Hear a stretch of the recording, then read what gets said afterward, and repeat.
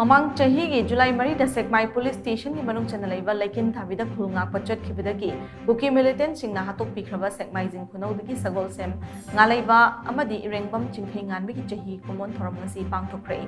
Kumon Thouram adu Arambai Tengol Unit 6A SEKMAIJIN sinduna athoba ani ki atafam oiriba SEKMAIJIN KHUNOU da LEIBA RYDO Club ki lampak ta pangthoke ngasi ki Kumon Thouram adu da tongan unit singi commander sing amadi Arambai Tengol ki thongmi singna saruk yabaga loina LEIKINTHABI thawani ki mafamda salute piduna ikai khunaba sotke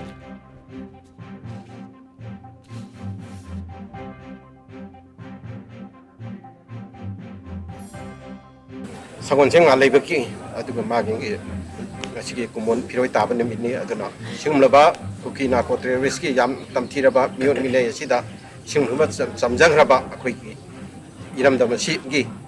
singumlaba Shagolsem Ngaleiba Amadi Irengbam Chingkheinganba anibu yamna mi hathina otpane beba yaba nairaba matungda hatkhiba singumba thawngasi ekoi thoidungna penjade singumlaba sai ama helaba singumlaba kuki na to terrorist ki singumlaba tamthirba mi hatna se ekoi tasengna haragadi yamna